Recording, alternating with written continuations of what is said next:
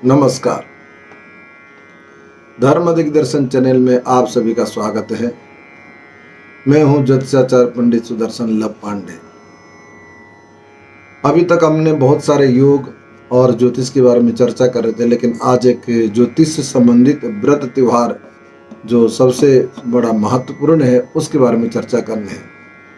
वो है शरद पूर्णिमा। शरद पूर्णिमा ऐसा क्यों, क्या मतलब है? शरद पूर्णिमा की खीर कैसे बनाया जाता है? खीर बनाने का तरीका क्या है?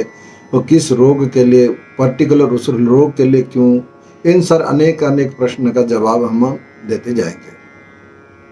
सबसे पहले शरद पूर्णिमा ये जो तिथि की जो है कन्या राशि में जब सूर्य होते हैं और अधिकतर मीन राशि में ही चंद्रमा होते हैं, तो कन्या और मीन का जो है आमने सामने होता है, इसलिए इसको पूर्णिमा। सूर्य से सातवां घर में अगर चंद्रमा हो तो पूर्णिमा ही कहलाता है, और सूर्य चंद्र एक साथ हो तो अमावस्या कहलाता है।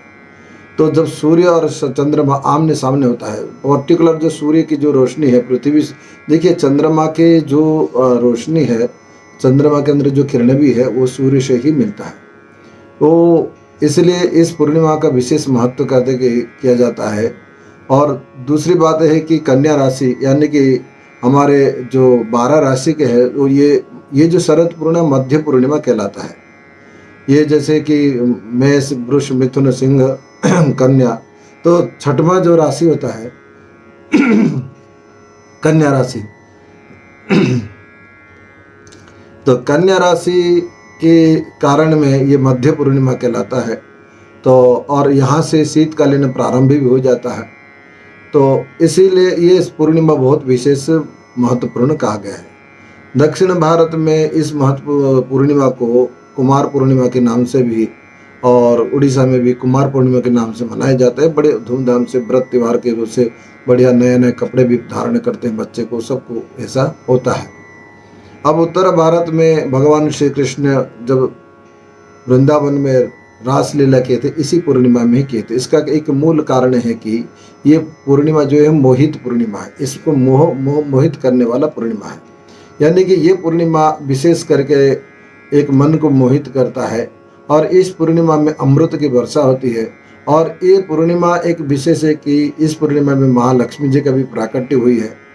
तो इस विशेष दृष्टि से देखा जाए ये पूर्णिमा विशेष करके अति लाभप्रद है।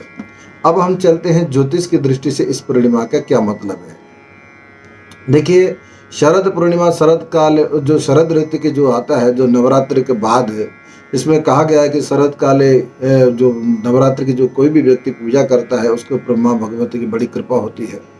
और शरद काल जो है कि यहाँ से आपका एक नया ऋतु का प्रारंभ होता है, जिससे आपको आने वाला समय में सर्दी जुकाम इत्यादि का कुछ भी होता है। तो इसलिए इस पूर्णिमा को चंद्रमा से अमृत तत्व के बहुत मात्रा से पाया जाता है। इसमें जो भी कण या जो भी रोशनी के या किरण के माध्यम से या जो कि तुषारपात के माध्यम से जो भी प्राप्त होता है वो अमृत तुल्य ही कहा गया है। अब हम चलते हैं कि इसमें शरद पूर्णिमा में जब ये स्थिति बनती है तो उसका क्या कारण है। कारण ये देखिए कि सूर्य कन्या राशि में है और जस्ट अपोजिट चंद्रमा मीन राशि में रहता है। तो सूर्य चंद्र का सबसे ज़्यादा प्रभाव होता है। जैसे कि कहा गया कि अब कोई आज मेडिकल साइंस भी ये कह सकता है कि ये सब बकवास है, लेकिन मैं कहता हूँ बकवास कुछ नहीं है। मेडिकल साइंस भी इसको कई गौर से विचार करना चाहिए। जितना प्रतिशत समुद्र में नमक और जल होता है, जैसे कि 35% नमक है और 65% जल होता है समुद्र की जल में, तो ऐसी प्रकार हमारा शरीर में भी कहा गया है। जो हमारे शरीर में भी 35% नमक है और 65% 65% जल तत्व है।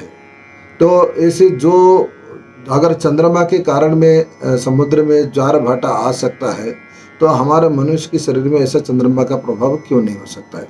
जरूर होता है। देखिए, कोई व्यक्ति अगर पढ़ने वाला बच्चा हो, अगर वो ज़्यादा चंद्रमा की रोशनी की किरण में सो जाए तो उसको दिमाग विचलित होता है, उसके सवेरे कुछ भी पढ़ने को इच्छा नहीं होता, क्योंकि चंद्रमा ब्रेन का कारक है, मस्तिष्क का कारक है।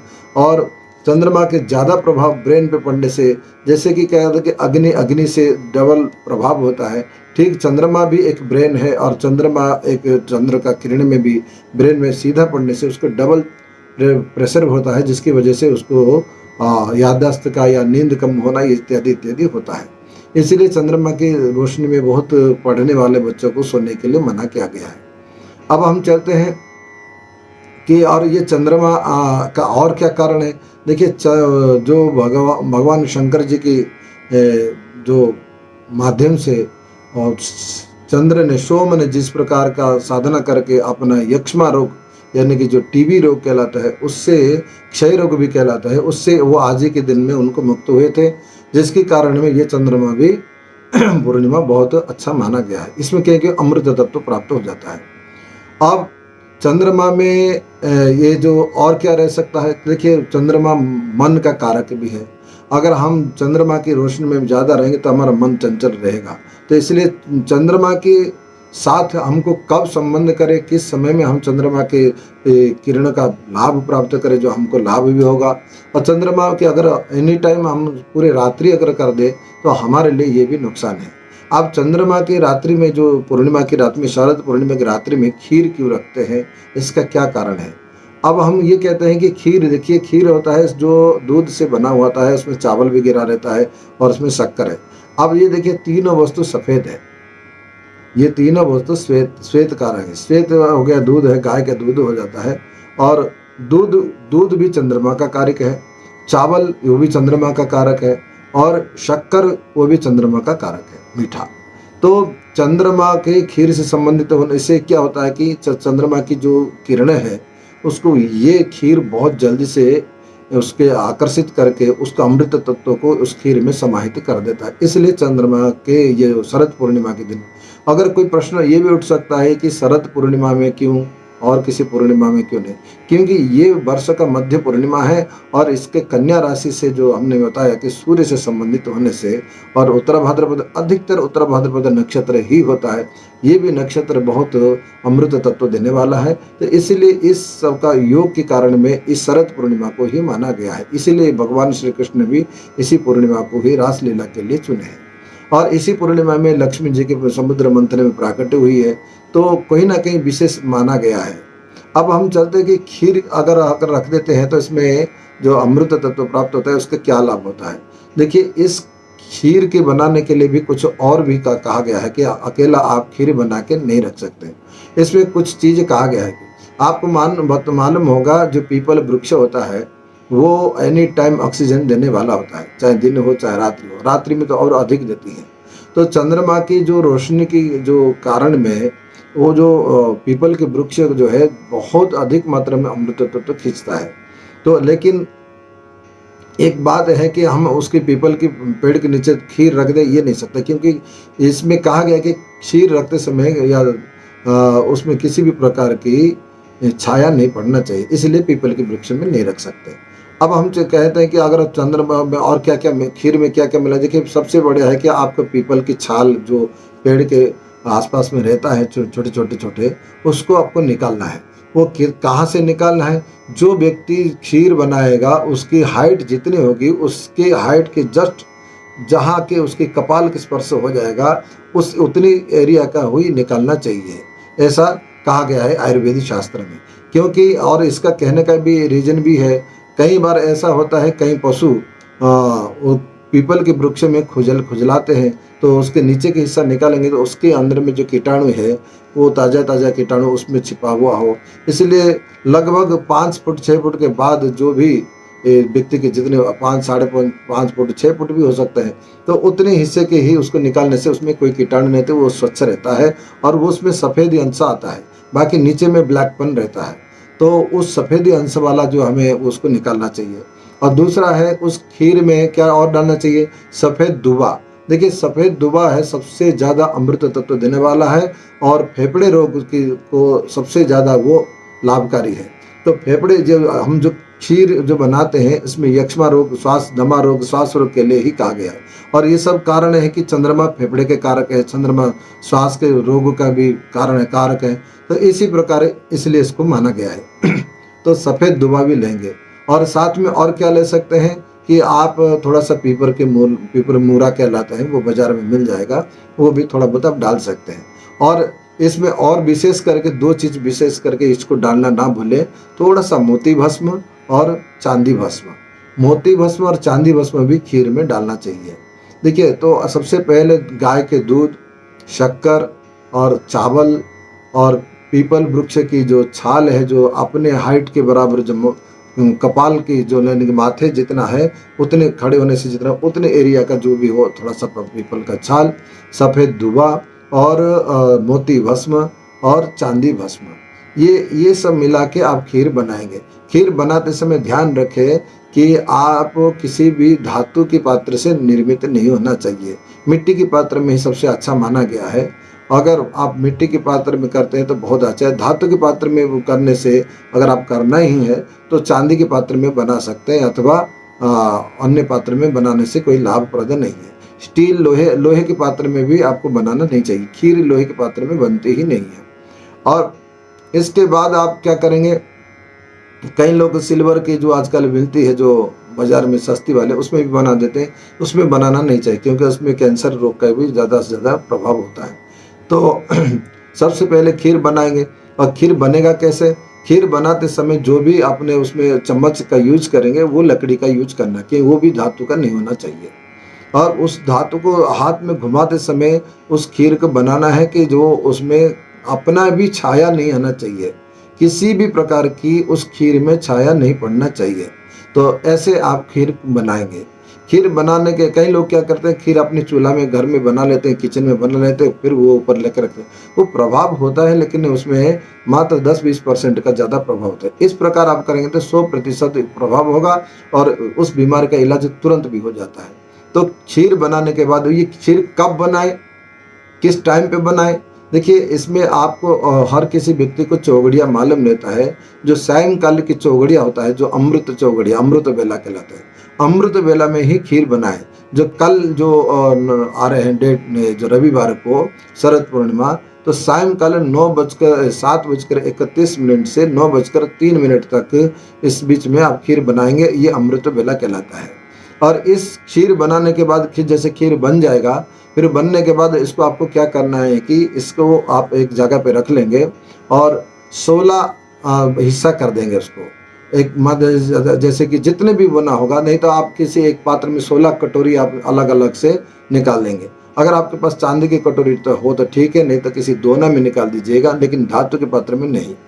और फिर इसके बाद क्या करना है, उस 16 जो हिस्सा रखेंगे उसमें चंद्रमा की 16 कलाओं की पूजन करना है। जैसे कि पहला कला है अमृत कला। अमृताय नमः, मानदाय नमः, पूषाय नमः, तुष्ट्यै नमः, पुष्ट्यै नमः, रत्यै नमः, धृत्यै नमः, शशिकलाय नमः, चंद्रिकाय नमः, शांत्यै नमः, कांत्यै नमः, ज्योत्सनाय नमः, श्रियै नमः, प्रीत्यै नमः और अंगदाय नमः, पूर्णाय नमः। देखिए, ये जो 16 कला है, इन 16 कला में आपको बहुत सारे कुछ समझ में भी आ गया। जैसे अमृता है, वो अमृत तत्व है। मानद है, मान देने वाला है। पूषा है, वो पालन करने वाला है। तुष्टि है, जो शांति देने वाला है। और पुष्टि है, रति, धृति, साहस देने वाला। शशि, शीतलता देने वाला। चंद्रिका, आपके अंदर में प्रकाश देने वाला। शांति, कांति, आपके शरीर को कांति बढ़ाने वाला। ज्योत्सना, जो कि आपके मन को मतलब शुद्ध प्रकाश स्वरूप में लेने वाला। श्री, यानी कि धन देने वाला। प्रीति, जो प्रीति देने वाला है। अंगदा, आपका अंग को, सभी शारीरिक अंग को मतलब बहुत सुंदर बनाने वाला। और पूर्णा, ये जो 16 कला है, इन 16 कला के नाम से आप एक एक कटोरी में एक एक कला के नाम से पूजन करना है। पूजन करने के बाद फिर 16 कलाओं को क्रमबद्ध हुई अमृता, मानदा, पूषा, तुष्टि, पुष्टि, रति, इस नाम से एक एक करके फिर जो आपने ज़्यादा खीर बनाए थे उस खीर पे मिला देना है। मिला देने के बाद उसको बिल्कुल ढक्कन खोल के उसको रात भर आप जो है वो चंद्रमा के किरण में आप रख देंगे। और सवेरे आपको जो है, कई लोग क्या कहते हैं कि औषधि बाद में मिला के देते हैं, लेकिन नहीं, आप औषधि पहले से ही मिला दीजिएगा। और वो जैसे आपका खीर बन जाता है उसके बाद औषधि बना के, औषधि बनाने का जो पूजा करने से पहले ही औषधि बना लीजिए, क्योंकि ये औषधि भी बहुत महत्वपूर्ण है। और इसके बाद चंद्र का जो सोम मंत्र है, सोम मंत्र के द्वारा उसको अभिमंत्रित करते रहेंगे। और किसी भी विद्वान के माध्यम से आप अगर नहीं कर पाते तो किसी पंडित को बुला के पूजन कराइए, क्योंकि ये औषधि क्रिया मंत्र के साथ होता है और साथ साथ में समय के साथ होता है, तो ये औषधि पूर्ण रूप से बहुत ही अमृत तत्व हो जाता है। तो इसके बाद आप सभी उन्हीं लोगों को देना है जो दमा रोग है, श्वास रोग है, जिसको फेफड़े की बीमारी है। जैसे कि कोई अभी आजकल बहुत इस साल बहुत कोरोना में बहुत लोगों का फेफड़ा कमजोर हुआ है, उनके लिए ये रामबाण है। अगर ये व्यक्ति अगर इस प्रकार की खीर बना के ले लेंगे तो उनके लिए ये खीर उनकी औषधि जितना काम नहीं किया होगा, इसके ये फेफड़े के लिए ये इतना काम करेगा। देखिए, और आयुर्वेदिक शास्त्र के अनुसार मोती भस्म, चांदी भस्म और उसमें सफ़ेद दूबा ये सब डालते हैं, तो किसी भी आयुर्वेद की चिकित्सक भी आप पूछेंगे तो इसको सही चीज़ ही पाएंगे, कोई गलत नहीं है। तो इस प्रकार की खीर बनाने के बाद आप श्रद्धा और विश्वास से जब ग्रहण करेंगे तो आपके सारे रोग, चंद्रमा जनित रोग आपको नष्ट हो जाएंगे। तो इस प्रकार से आप अगर ये खीर बना के आप लेते हैं तो आपके लिए बहुत लाभप्रद है। अब मैं आपको चर्चा करता हूँ कि अगर कोई कहता है कि चंद्रमा में ग्रहण भी पड़ जाए, तो इस कभी कभी होता है कुमार पूर्णिमा में ग्रहण का संयोग बन जाता है। ग्रहण के समय होता है तो ग्रहण काल समाप्ति होने के बाद ये क्रिया कर सकते हैं, ग्रहण काल के पहले नहीं करना चाहिए। ग्रहण काल करने के बाद जो कोई भी अच्छा चौगड़िया देख के आप इसको कर सकते हैं। भले ही आपको 1 घंटा भी समय मिल जाए, 1 घड़ी भी समय मिल जाए, तो भी उतने भी इस चंद्रमा की रोशनी के लिए बहुत लाभप्रद है।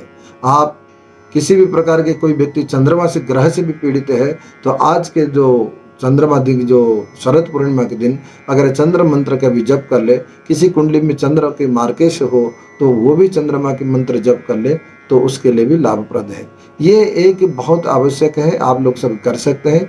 अगर जिसको नहीं करना है, जिसको विश्वास नहीं करना है, वो कोई इसके लिए कोई बाध्यता नहीं है, क्योंकि विश्वास ही फल देने वाला है। विश्वास अगर आपको हो तो आपका ये निश्चित रूप से फल होगा। विधि यही होना चाहिए और कोशिश करें जितनी ज़्यादा विधि शुद्धता हो।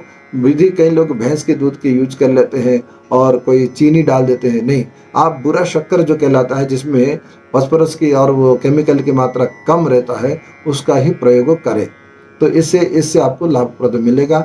ये आप एक बार करके देख लीजिए और आप यकीन करेंगे कि ये जो हमने बताया है इसके अनुसार अगर करते हैं तो आपका कैसा भी चंद्रमा से जनित रोग हो, किसी को फेफड़े रोग हो, किसी को दमा रोग हो, किसी को श्वास रोग हो, किसी का कोरोना में फेफड़ा कमजोर हुआ हो, वो ये सभी उपाय करें और उसका लाभ लेंगे। फिर हम अगले बार अगले किसी नए विषय के बारे में चर्चा करेंगे। तब तक के लिए